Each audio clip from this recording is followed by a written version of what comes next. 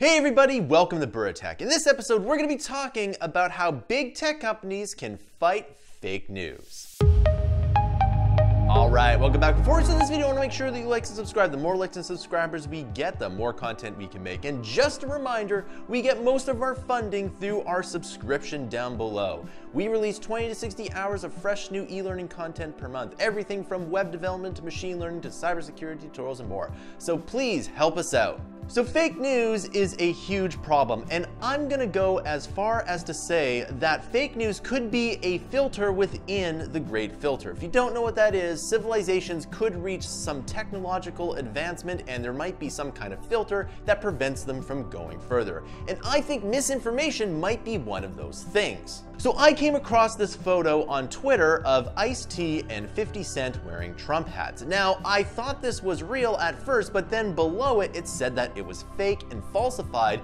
and then on the side there was an image saying that this is the real one. Now, of course, someone doctored it to make sure that it looked like these two gentlemen were Trump supporters, in which they were not.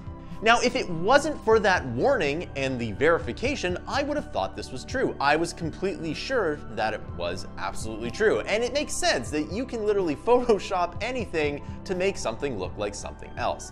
Now, I think big tech companies should do more. In fact, the thing that Twitter should do is have a color, and this should be a standard color across all news platforms. It should be in red that's saying that this image was fake, or that this article is fake, or something has been debunked. And if there is consensus on what has been debunked and what is true, that is something that we need to figure out.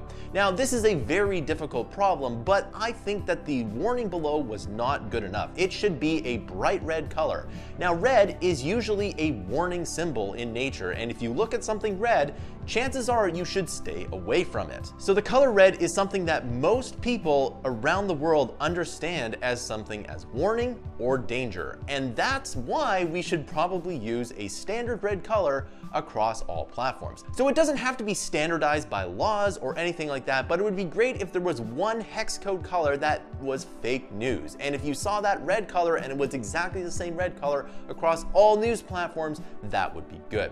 Now, of course, this could be misused. You can find something that's true and some biased news outlet could just slap the fake news color all over it. Now, I think this is a really big problem humanity needs to solve, and one of the ways we can do that is blockchain. Now, blockchain is a technology that deals with consensus, and it is probably the best technology for dealing with that. However, how that's implemented right now is up for debate, and I hope in the next few years we figure out how to do that. So the problem with fake news is that it can spread quite easily. In fact, it can spread faster than real news.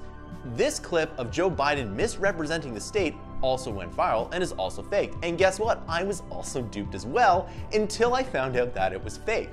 Now, of course, these two items I fell for, and if it weren't for the media saying that they were false, then I would have absolutely believed both of these things. So the problem is editing software for both photos and videos is so good, and we haven't even talked about deepfakes yet. A deepfake is when you take someone's face and put it on something else. In addition to that, you can also mimic someone's voice too. And this is a huge problem, so we really do need to solve this in the next few years. So the other thing is that everyone's a little bit biased. So I put up two fake news things that I made in Photoshop in 5 minutes, and depending on which side of the equation you're on, you might like one of these images or another. But the problem is that they're both fake, and it really didn't take much time to make these in Photoshop. So if someone had all day, let's say they were laid off, they could actually do quite a bit of damage, especially with the new technology of deepfakes down the line. So should big tech self-regulate on this? I think they absolutely should. So for the first time in years, Facebook's users in North America is down, and I'm one of those people that helped do that. The reason is that I don't like going on Facebook anymore.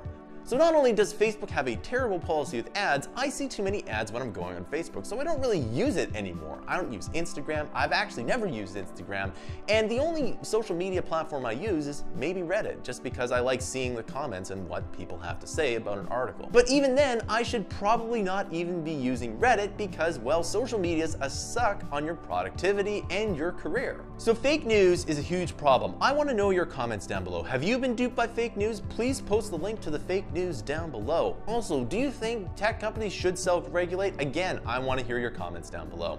Remember that this channel doesn't do a Patreon, instead we sell our digital products down below. The more money we get from the content that you buy below, the more free content we can make. Not only does it help out this channel, but it helps out my e-learning company, Mammoth Interactive. So if you really like this channel, you can subscribe to Mammoth Interactive's huge library of content. We release 20 to 60 hours of fresh new content per month, every month. We release everything from web development tutorials to machine learning tutorials to game development tutorials and more. We have monthly and yearly options, and if you're already a subscriber, thank you so much. You make this channel possible. Thanks for watching, and I'll see you in another video.